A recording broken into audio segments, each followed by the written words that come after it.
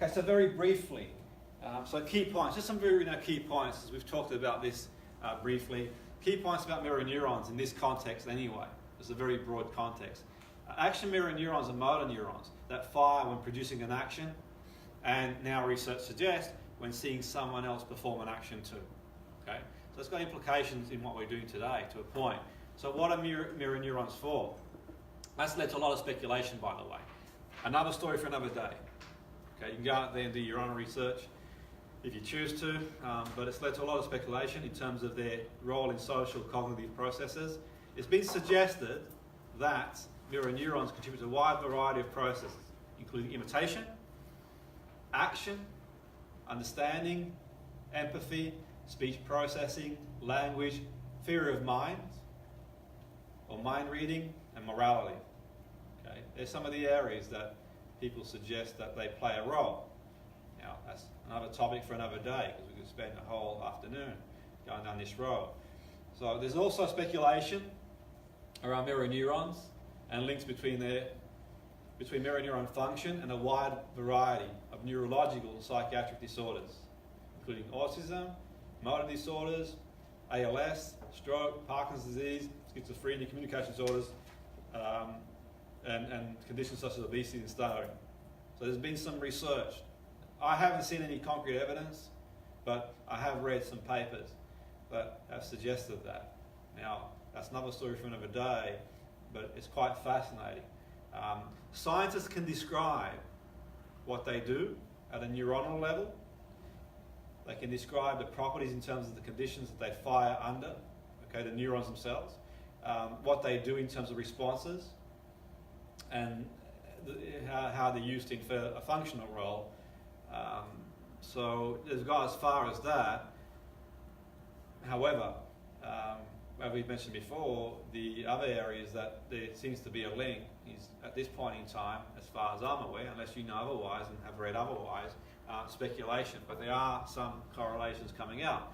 But more to the point, there was a paper, if you get a chance to read this paper, it's quite worth reading. It was Rizzolatti, if you haven't read it already at all.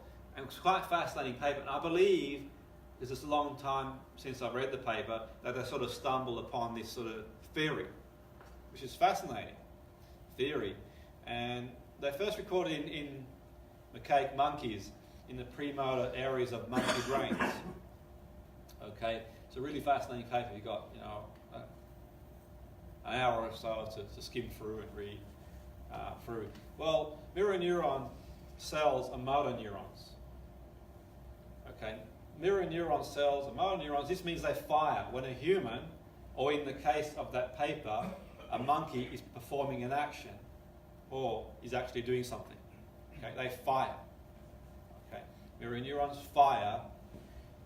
The neurons fire when someone's doing an action. So we know that, okay, from research. Okay, now the monkey in that paper is reaching out to grasp an object. So the research suggests, so let's say when it goes to grasp an object, like a raisin or a peanut, then they fire. Okay. There's a graph in the paper that shows the response at the cell in the monkey's premotor cortex. So several different trials, it repeats the performance with a specific grip. You can see the cell firing in each of those trials. The cell firing, it's evident that it fires. Now then, this particular cell in the monkey's brain fires when the monkey makes a specific action, a very precise grip to pick up a small object. So this is a cell that's involved in moving in performing a specific group. It's a motor cell. Okay? And what's interesting about that is mirror neurons are not only motor cells. They also respond, according to the research, or in this case the human, performing the same or similar action. So that's got big implications. And it's got big implication because the study actually, when they sort of stumble across that, so, okay, the human could reach out and say grab a raisin, the same sort of grip, and the cell fires when the monkey immediately observes the human doing the same thing. So, okay, the cell is firing, irrespective of whether the person's doing it, watching, observation. Well, Pavlov is different in the sense that it's a conditioned response where, okay, in the experiment they bring out the, you have the bell ringing, there's no salivation, and then they pair the bell with the food and ring it together, and then the dog associates the bell ringing to the food. But that's another story for another day. But what's interesting here is that these cells seem to fire for both the performance and the observation of the giving action. And that's got huge implications. Huge implications because they appear to match observed actions onto the observer's motor program for the very same action. Now, so is it always through visual, or would it occur auditory? Well, that's, I'm sort of referencing this research, and this research would suggest that it's visual. I don't know in that respect, but I'm sure we could see and find more. But the point being is the whole process in itself. So, okay, I do something, and there's a firing of cells, but I watch you do something, and potentially my observation, I'm firing the same cells in the observation and performance. And that's got huge implications because obviously they could bridge the gap between the self and others by mapping other people's actions on your own motor programs for those actions. So more broadly, it's been suggested that mirror neurons are the neuroscientific basis for bridging the self and other divide. Now, another story for another day, it sort of stretches beyond here. It stretches into, okay, you told me a story about your brother who is ill in hospital, and I experience empathy. Well, I can experience empathy based on what you're saying. So the research around that, as far as I'm aware, is still inconclusive, but there's a lot of research in other areas, like I mentioned earlier before, about various conditions, which is really important. So I don't know, it's something to look at. I mean, certainly what I would say, if you do nothing else, do think the stories, the research paper here is quite useful to read. When the Rizzotti paper kind of gives you a bit of an insight into the actual monkeys and how, just through chance and coincidence, Do you know when he wrote this? Off the top of my head, just if you work that in, he'll have done subsequent papers afterwards, probably about 10, 15 years ago. Yeah. So Drop me. I'll have it somewhere because I've cited it in the dissertation, but yeah. what's the benefit of firing the cells then? Why is that beneficial?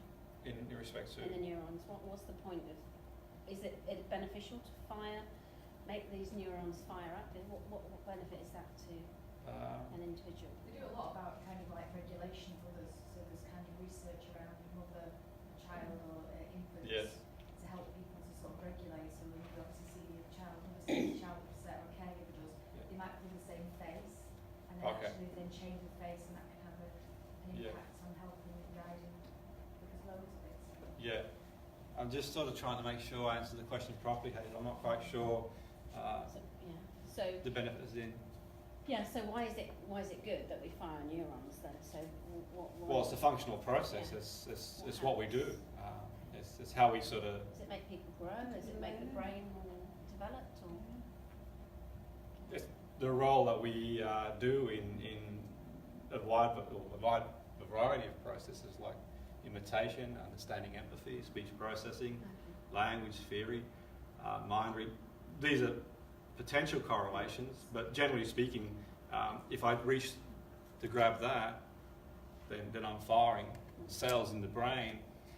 You may have heard of a condition called motor neuron, where I'm not a medical expert, but my understanding of that is that there's dysfunction in the. You've come across I think Stephen Hawking had motor, yeah, and you see what happens when there's Does that sort of Yeah. clarify? Yeah, it's a good question. And the point being is that, okay, there is a link there, they're suggesting that. So the scientists can describe what they do at a neuronal level, what's happening, the properties and the conditions they fire. What's not clear at the moment is obviously the correlation between what we've sort of mentioned before. But what we do know, and the reason why this paper is fascinating, is that monkey see, monkey do.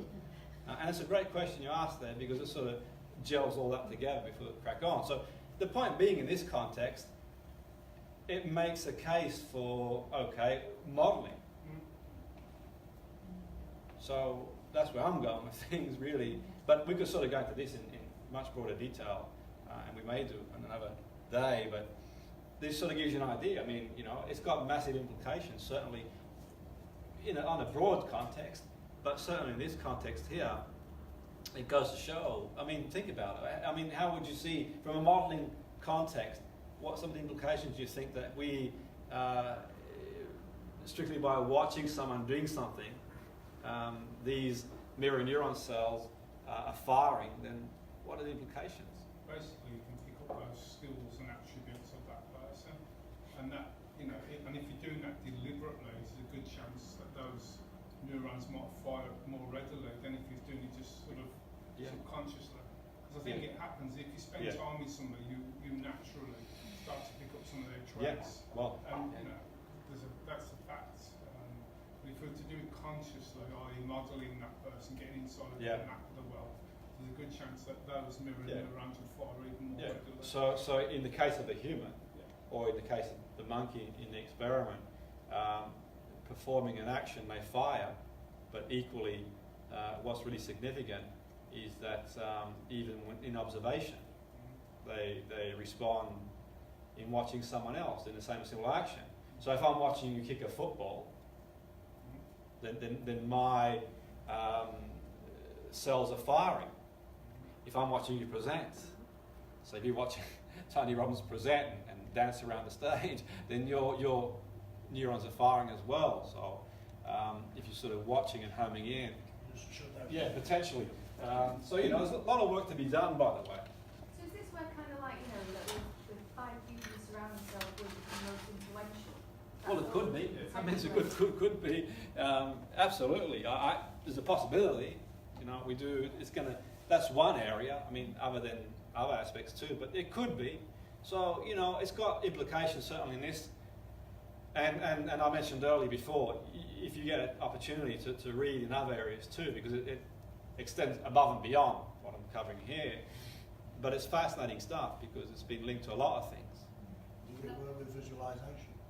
Well, visualization, the process of visualization was quite fascinating. There's been a lot of studies, to be fair, around that area to suggest that there are neural pathways in the brain that fire when we're doing things, visualizing, and we're doing it practically. Like the study in Chicago Uni, they did the basketballers. One group of basketball players actually, the free throw, I did it practical. One just visualized, and one did nothing at all. In the space of 6 weeks to measure improvements, the group that visualized improved the most. So from the point of view of visualization, it's been proven now that there's abundance of evidence to suggest that by visualizing, we activate pathways in the brain. Absolutely. So is that what makes it conscious affairs? So you have to think about it, and then unconsciously competent. So like learning to drive, for instance. Yes. So you do it consciously, and then. Well, the first time you drive is an unconscious incompetence. Yeah. And then it becomes a conscious competence, then an unconscious incompetence. So you don't have to think about doing it; you just go on also. Yeah. Yeah. Well, Is it the same? for the most part, when you're sort of driving in a place you know well, if you go somewhere you don't know very well, and a sat nav breaks down. I mean, think about it this way: what do people do? Do you ever been in a situation when you're driving a car and you're lost and you got the radio on, you put the radio down? Yeah. Well, yeah. I mean, what's the point of putting the radio down? It's nothing to me. Yeah. So, okay, and that sort of gives you an insight, sort of gives you an idea in that area. And I do encourage you to sort of, if you've got time and inclination, to do some research in those areas. And I think in terms of where this is concerned, what made sense to me is all those years ago when I used to get my sports people to watch other sports people do what they do. Little did I realise that what I was probably doing was, as well as doing skill acquisition, was doing that too. So we'd get people on screens, and okay, this is how they take a free kick. We'd sort of get people on various levels to watch performers, and little I realised, as well as, you know, amongst other things, that could have been one area too. But think about it, if you surround yourself with people who, if you say you want to public speak, if you went around people who were great public speakers, you're going to improve.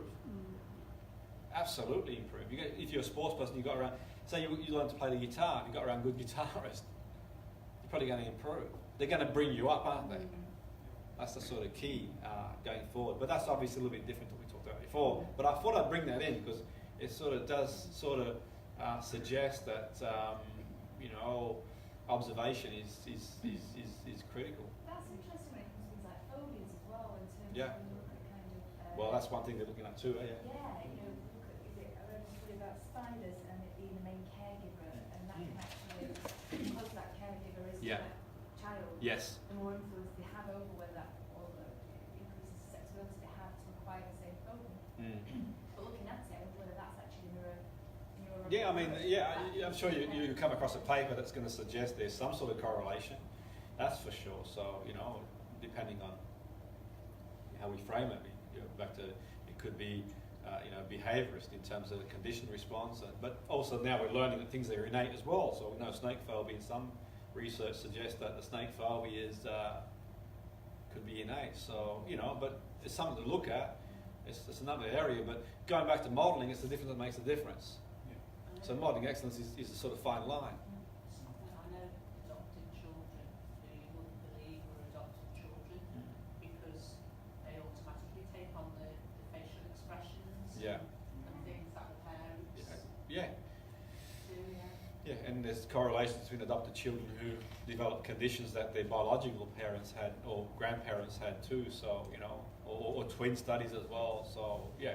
But so in this context here, the modelling is the difference that makes the difference. And for me, it's fascinating. I think it's a huge part of NLP. It really is NLP, modelling excellence. It's what's being built on. So the story modelling pearls, Satir, Erickson, you know, throughout the course of NLP, modelling has been fundamental to the whole process. Now, I think that we can model on different levels, which I'll go into in more detail on the course. And we'll sort of touch on which levels we can model people and learn from them. But what I'd like you to do is, if you can choose, have a moment to think about something you'd like sort of, I know it's a bit of reinforced, as I talked about before, but have a moment to think about who you'd like to, what you'd like to take from someone.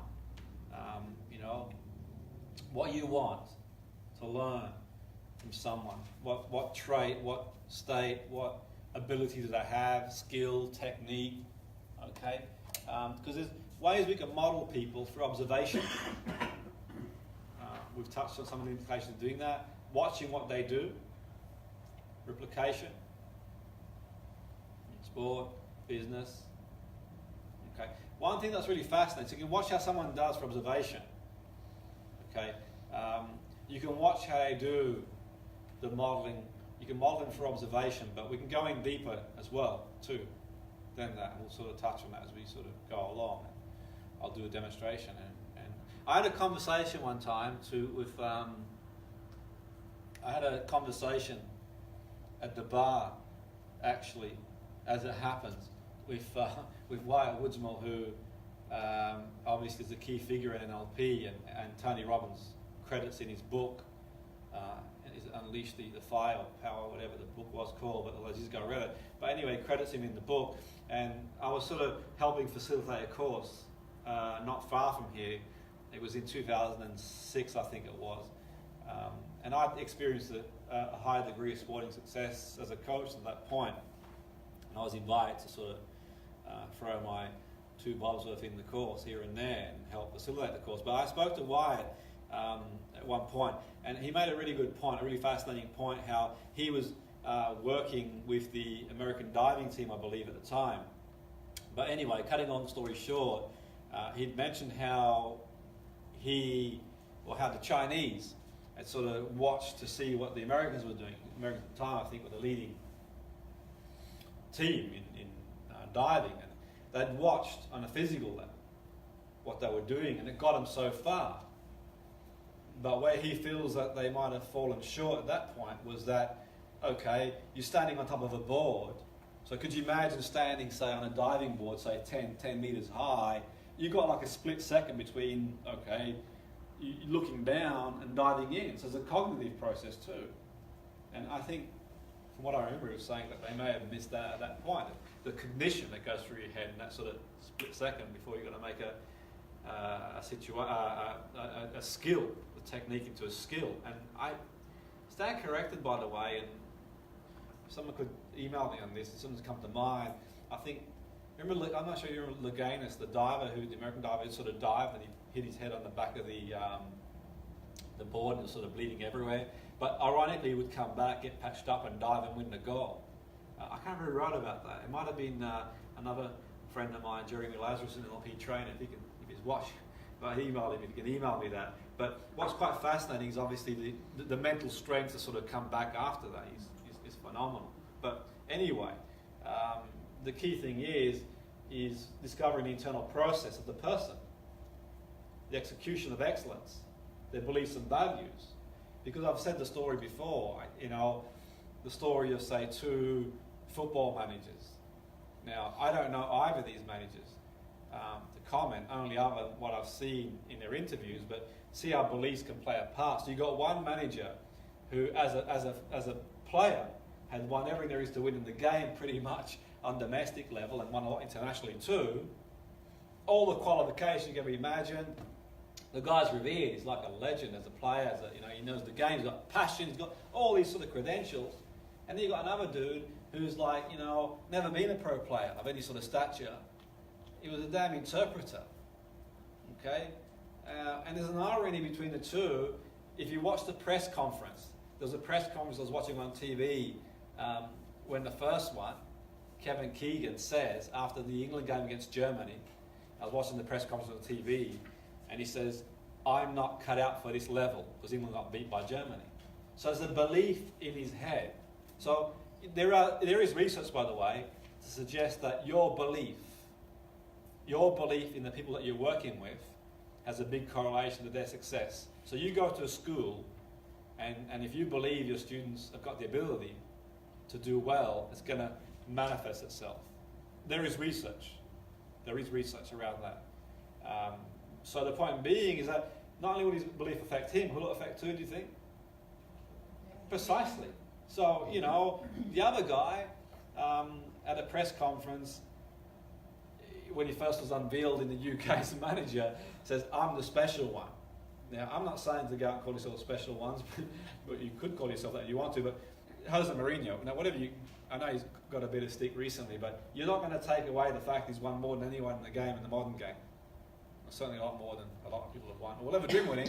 And is it the belief that makes the difference? Now, one time I'm driving to TalkSport to do an interview, and prior to my interview, when I'm driving down to TalkSport, I listen in. And ironically, it was Frank Lampard on the radio talking about Mourinho. And people say, what's the difference? Because he went back to Chelsea in the end. And it didn't end too well, but it did reasonably well. But Frank Lampard says, well, what's the difference between Mourinho and other coaches? Why is he so successful? And Lampard said, well, he can't really put his finger on it. The training's the same.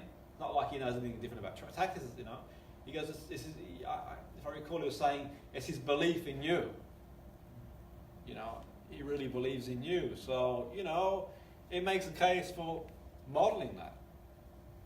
The values, why they do it, their belief. And you can see how it's 1 degree, isn't it? A slight degree in variation can be huge. So you might have all the capabilities. You might have all the behavioural processes. You might have the right environment. Your beliefs and values aren't in line with all that.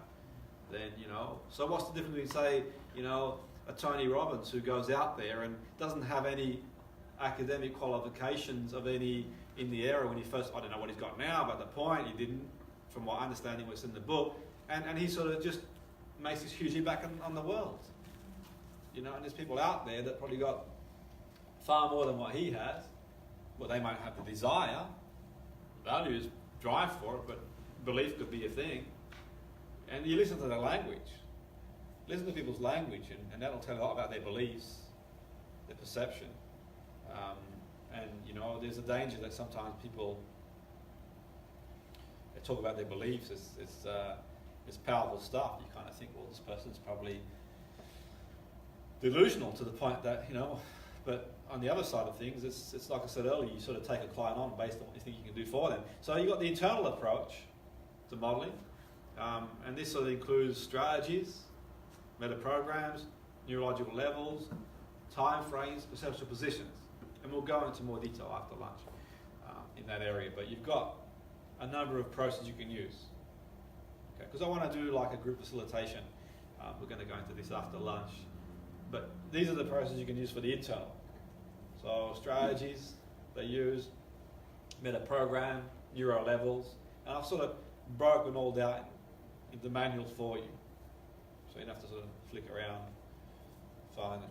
I'll go into more detail. Physiology, behavioural patterns. So you look at the body language, gestures, eye movements, predicates, they're all useful. Absolutely. Okay. So I mentioned the experience there with Wyatt and my conversation with him, but this is my own experiences. What I would do a lot of is show players videos of footballers' technique. When I train people to deliver presentations, they find someone that presents their way. I mean, you guys who want to go out presenting, find people who present the way you want to present, okay? And do that. You know, anyone ever watch John Grinder present? He's really fascinating. If you watch him closely, he's always on the balls of his feet, almost like a boxer, ready to go, bang, bang, bang. You know, I'm more laid back. I have a cigar. And I'm a bit more like one of those sort of, 19th, 20th century psychologists that sits back and goes, as you do. But the point being, you know, you can observe people. It's going to take you so far, but it is damn useful. And you know, from the point of the neuron theory, which I brought in this context, which is going to be useful. If nothing else, you sort of start to realise, actually, you know what, there is a case in point. So take a moment now. So I'm going to unblock your vision, peripheral vision there. Think of the person you want to model, and sort of have a think and sort of imagine them very briefly. Imagine they're there. Imagine the person you want to model on that screen doing what they do, presenting. And we'll go into a little more detail. I'll do a process with you, but just imagine seeing them on the screen here. The person you want to model on the screen, doing the skill, doing what they do really, really well. If you can sort of see them doing what, you know, like a TV screen, imagine going in there and standing in for them. Imagine standing in for your model of excellence. If you had to be them for that experience, you had to stand in for them. So if it's a really good public speaker, you stand in for them. If it's a good sports person doing something technically, like a free kick or a golf, and stand in for them. If it's someone doing something behaviourally. So for example, it could be something like, okay, assertiveness for a specific thing that you've got in mind. Standing for them. Confidence. Standing in front of people and speaking. Standing for them. Okay. And I'll sort of guide you through a process which is quite useful as well going forward. But, you know, the internal process is important. The attitude towards why they do what they do. Their mindset, their strategies as well. Both internal and external are important, by the way. Both internal and external are important. What they do, what you see they can do, what's going on in their head. What's more important? Well, I think for me, the way I put it, what's more important is what's going to make a difference to you. There's no point in me saying external is more important or internal, because it all depends what's going to be more relevant to you going forward. So modelling NLP is known as a replication of human excellence. It's the foundation stone of NLP, how it started. NLP begins, the origins begin in modelling. Bannon and Grinder set out to create a method to be able to discover how someone does something excellently so other people could do it too. Could be taught to others. Okay? So it's the foundation of NLP. So for your project, identify a skill or capability you would like to model. Okay? How will that make a difference? Okay, how will that make a difference to you? These are the questions you want to ask yourself. How will that make a difference to you? Where are you now and where do you want to be? What difference will this skill make towards you achieving your outcome? Okay? What will you see, hear and feel as a result of modelling the skill? And this can be organisation too. What do I mean by organisation? So for example, when I first come back into football and I started working in League 2 for the youth team, the first thing I did was go around modelling other organisations. What were they doing? What was Man United doing? What was AX Football doing? What was Crew doing? What other teams doing that were producing players? What were their fitness tests? What were their training regimes? So I'd go out there and get all this sort of information and bring it back to my players and put a process in place. Okay, and I can proudly say that we produced a lot of good young players to go and play professionally, and we also had a good education system. I can proudly say that I contributed towards that, and the way I did that and the way I would sort of replicate that in due course thereafter was modelling. Okay, but these are the things you want to ask yourself from an individual point of view. When I have an individual who says, okay, I want to improve my presentation, well, I don't know where to begin. Well, the best place to damn start is find someone who's doing what you want to do. Okay? No point finding someone who's not where you want to be. I think anyway. Someone comes to you, I want to improve my skill doing golf swing or free kick in football, confidence presenting or just technically presenting. Okay, you don't need to answer all these now. It's there for you to think about. Okay, and for your modelling project, imagine what others will see, hear, feel as a result of modelling the skill. What will others, as a result of you doing that skill? What are the implications of what will other people? So take a moment to sort of close your eyes and imagine. So I'm not going to guide you on practicality now. Imagine you've got the skill, what other people see, hear and feel as a result of you getting this. All of a sudden now you've got this sort of skill, presenting or sport skill, whatever skill you want to develop. What will they see, hear and feel as a result of modelling the skill? What will you see, hear and feel as a result of modelling the skill and teaching it successfully to others? So you've got this skill. See what you see, hear and feel. So you're standing in front of the audience and speaking confidently. You're playing your sport really well. You've got this sort of assertiveness as a business person. What will you see and feel? And you teach it somebody else. Someone comes along and asks you, how do you do that? How do you do that? And you tell them how you do it. This is how I do it. Where did you learn it from? This is where I learned it from. This is how I do it. Okay? You've got the skill. It is confident speaker, assertive business person, sports person. You see, hear and feel the skill as someone asks you, how do you do it? And you teach them how to do it sequentially. This is what I do. Okay? Because it's a group, I can't home in on specifics, but I'm sort of generalising some areas that you've talked about where you want to improve, but we could sort of fine-tune it as you do going forward. Okay. Now, what's really important when you're planning your project is who's the exemplar? Who are you going to use? Okay.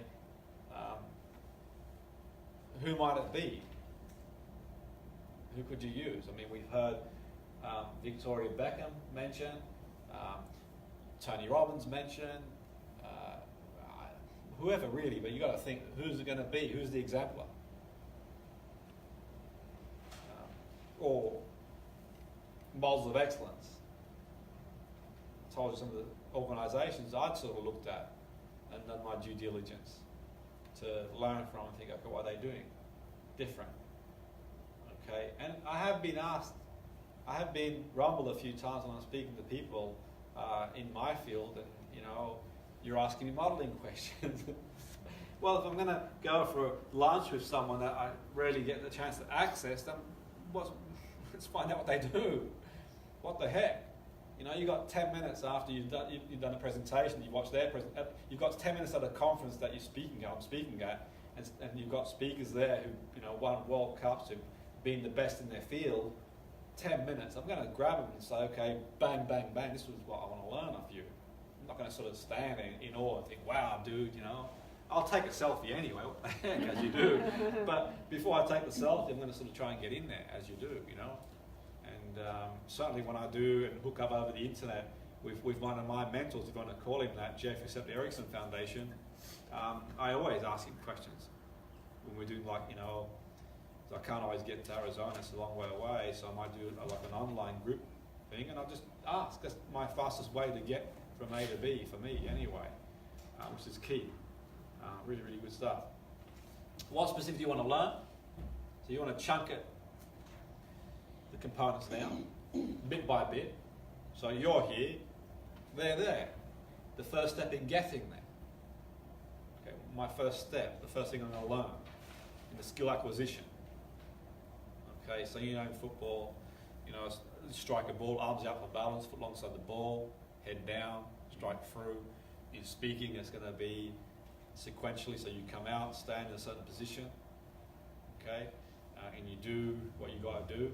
So, okay, in speaking, for example, let me give an example. You watch speakers when they do the debate. You ever seen this, the politicians debate? Okay, so one of these that they've sort of done in their sort of learning is going to be things like spatial anchoring. So you see speakers, what they'll do a lot of the time, if you watch them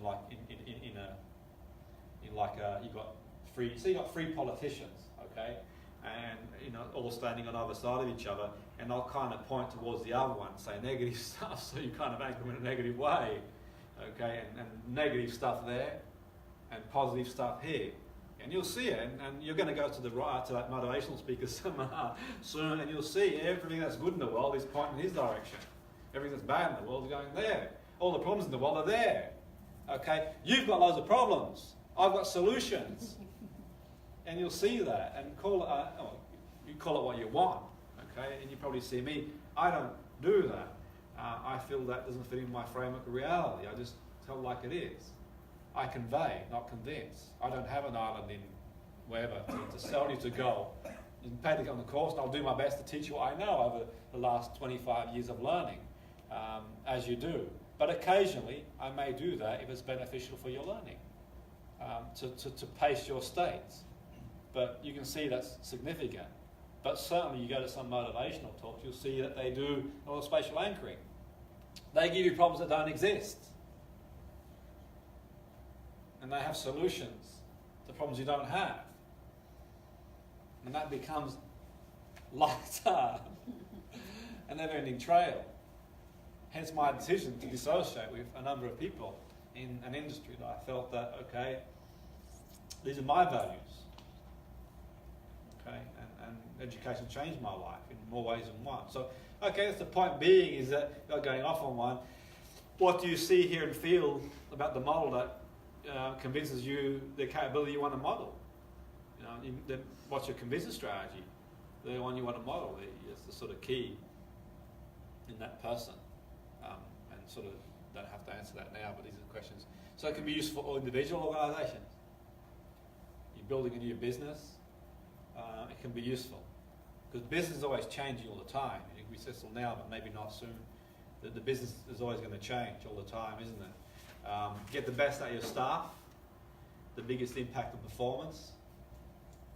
So model your staff, the best staff that you've got, the best salespeople, the best performing customer services, the best performance people, teachers, When I was working with young people in care home, the first thing I did was a new experience for me when I started doing, while I was working in that area, I modelled 3 or 4 of the best performing teachers and sort of got into their hearts and minds and just transferred that to me. I thought, well, what do they do? And I used this process to model some of the key people. I thought, okay, I'm going to use that for me to enhance. Then I improve. I actually improve, with no disrespect for them, I improve above and beyond. Because I didn't decide that actually we're going to scrap ASDAN and go for GCSE and that. So you're off your head, they can't even write. Let's give it a shot. Then I do that, and then people start modelling me and they go above me, and that's how we raise the bar. That's the key, isn't it? So it changes the emphasis from analysing what's wrong to analyse what's well. Because we do a lot of analysing what's not good in this world. But we don't analyse what's well. And part of my damn reason for getting frustrated in the field of psychology was there's a lot of pathology, not possibility. Well, what's working? What's working well? You know, why aren't we studying people who are doing better? You know, all the trials that I would come across and read tended to be around people who weren't well or getting better, which is useful to a point, but let's start studying people who are improving. Makes logical sense to me. Install new strategies. So the interventions we then decide leads the person to the outcome. I would ask the same questions you ask the exemplar that you ask yourself to bridge that gap. That's what I would do. The questions I'm going to sort of put across to you when I do the demonstration. I would sort of ask the person and yourself the same questions to sort of be a frame for the interventions to get there, to overcome any issues you might have or barriers, you know, going forward. So the general overview of the process is going to be find someone, step 1, who's got a behaviour that's worth modelling for you. Excellence. Find their beliefs and values, so on and so forth, their strategy, their physiology, install in self, install in others, design a training, train others, teach others. As a general overview going forward, that's a useful thing to do. So the 4 key steps: elicitation, coding, utilisation, propagation. The elicitation, identifying skills, is really important that you do that you want to model. Okay, the skills that you want to model. Observe the external behaviour and what they're doing. Also elicit features and patterns of internal processes that give rise to excellence. Then you want to, the outcome, the sensory experience of the outcome. What will you see, hear and feel when you've modelled the capability? All others see, hear and feel when you're taught. We've touched on that before. Who will you model is key. So observe external behaviour, watching the person perform the skill, their body language, the rep systems they're in, the eye movements, you can see that. Listen to their predicates as well, how they say, the language they use when they say what they do. Watch the eye movements. When I do this, I feel that. When I do this, I see this. And so on and so forth, which is key, fundamental. Features and patterns as well. Values, beliefs. Neurological levels. Robert Dill's neurological levels. Meta programs. Perceptual positions, standing in for them. Strategies that they use as well, can be useful. Okay, and we'll sort of go into more detail. With the time we've got before lunch, I'll do an exercise anyway, which will be quite useful, I think, for you. Okay, and we're going to pick up on the rest of that after lunch. I'm going to demonstrate the process after lunch. Anyway, okay, let's sort of go back to the observational point of view. Now take a moment to think what you want to learn from the person you want to learn it from. So I'm going to do a nice little hypnosis with you to take you into lunch, a nice deep trance as you do. Put a nice trance together. I will cover, I've got some key points I'm going to cover for you. So I'm going to drop in after lunch. But anyway, let's think of the person the behaviour you want to model. Okay, the person you want to model, what you want to model from them. And as you do that, perhaps you'd like to close your eyes. And as you close your eyes, take a deep breath. And as you take a deep breath, You notice your heartbeat, and as you notice your heartbeat, you become aware of your breathing. And as you become aware of your breathing, you imagine going back to a point when you felt calm. As you go back to that point where you felt calm, whether it's a holiday, or it's a vacation, or even being in flow while you're doing a dissertation, a presentation, or perhaps reading a book, or perhaps doing something that you're good at doing, a skill, and you're in flow. It could be cooking, it could be doing a sport, it could be doing something you're good at work. Just reconnect to that experience. Notice what you see, what you hear, and what you feel. Okay? And as you do that, and you connect to that experience, you notice your breathing slowing down.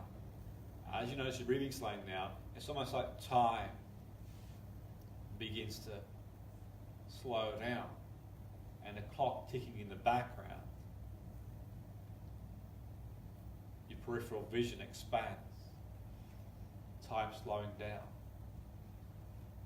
and you begin to wonder.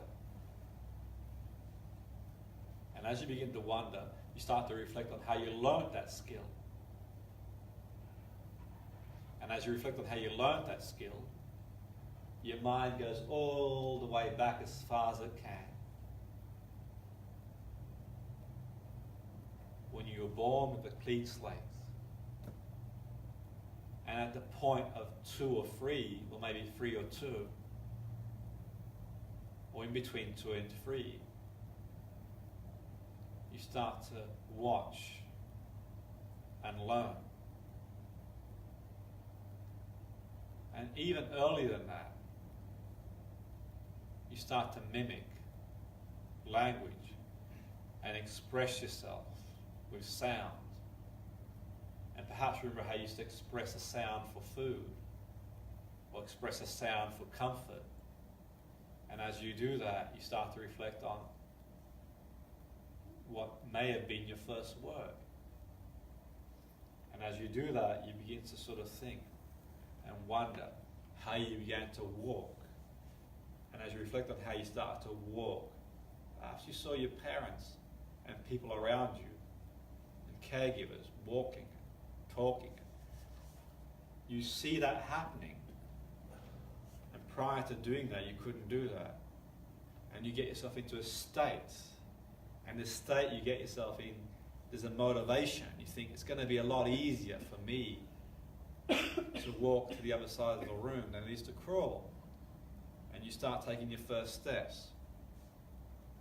And you fall. And you get back up. And you fall. And you get encouragement to keep going. And as you get the encouragement to keep going, you encourage yourself to learn the new strategy. And you can see your model of excellence on a screen in front of you. And you see them, the colors,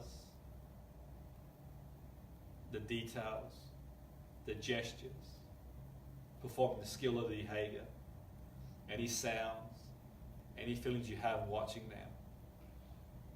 And you observe what they say, their values, what's important to them, their beliefs about themselves and other people. You listen to how they define themselves, their identity. And as you notice that, you begin to notice your own skill in what you do really well. What sparks that off? And sequentially, what you do when you do what you do really well. There's a sequence. Bang, bang, bang, bang. And it might start by seeing something, and it might start by hearing something. Or it might start by a feeling. But sequentially you go through the process. And just like you go through that process, the person who's your examiner goes through that process. And you start to see the trigger. And you watch them sequentially. The pattern. And the beautiful thing is that you can start tabula rasa. the beginning. Wipe the slate clean. And imagine speaking the way they speak. Imagine being your own unique self, but taking on board what they do. And you can imagine now the person that you see on the screen saying, can you stand in for me for 10 minutes? And you agree to stand in for them for 10 minutes or so, doing what they do. But you ask, I've got a few questions for you first of all. And the questions you've got that you ask the person you're going to stand in for, how do you know when to start doing what you do? What triggers it off? Because you're not always doing what you do. And they tell you sequentially what they see, or what they hear, or what they feel. Then as you do that, you ask them, can I just imagine standing in for you? Seeing it from their position. And as you see it from their position, you get an insight to how they see the world. And then you ask them other questions about, are you internally focused or externally focused? The environment you're in when you do what you do. You ask them questions about the environment they're in. You ask them questions about the capabilities. Where did you learn to do what you do? How did you learn? How did you get good at what you do? You ask them questions about their behavior, how they do, what they do, what they do. And you ask them about their values and beliefs. What's important to them about doing what they do? And you're getting answers. What do you believe about yourself when you do what you do? And what do you believe about others when you do what you do? And how do you define your sense of self when you're doing what you do? Knowing that how you define yourself, how one defines themselves, impacts their behavior. And you take the answers and you internalize that into your brain and you step in, you stand in for them. And just like a baby falls down the first steps, it's work in progress. And you stand in for them and you go through it, step by step. And you imagine doing what they do. And whilst you're doing that, and you run through the process, internalize any learnings. Internalize the learnings. Internalize 3 key learnings from the experience. And as you internalize those learnings, you can imagine stepping out of the screen and going back to your own unique self and taking on board anything. And the learning might not come straight away. The learning might come along when you're driving or when you're going for a bite to eat at lunchtime, or possibly even next week, or perhaps when you see the person again. And when you see the person again, whether it's in person or on YouTube or reading a magazine, your mind's going to open up to a whole new paradigm of learning. And if they can do it, you can do it. It's a question of how. And now, in your own time, in your own pace, I'm going to bring you back to the here and now and bring back these wonderful learnings. Okay? Come back. Okay, anyone bring back any? Oh, you aren't coming back. Seriously, I thought you were going to come back. Comfortable. Yeah, exactly. Exactly. Anyone sort of find that they've sort of managed to bring anything back from the abyss? Yeah. So it's just a gentle exercise. Yeah. Did you feel you sort of brought some learnings back? Yeah. Are you okay to tell us what they were? I've just thought about somebody that I was thinking Yeah, about cool. modelling and all kinds of things that might come there, and then I was Yeah. thinking about somebody else Okay. as well. So Okay. taking different things from Yeah. different people. Yeah. Cool. Anyone else find any sort of? We'll go through the process of modelling in more depth after lunch as well. But you can see it's quite useful to do, and the actual process itself is quite a useful process in more ways than one. And that's the sort of important thing is, what's important at this point here now is to sort of choose what you want from the person you want, whatever you want from, and then we can sort of start working on that and going forward from there. That's the sort of key. Be very clear. The clearer you are, the better.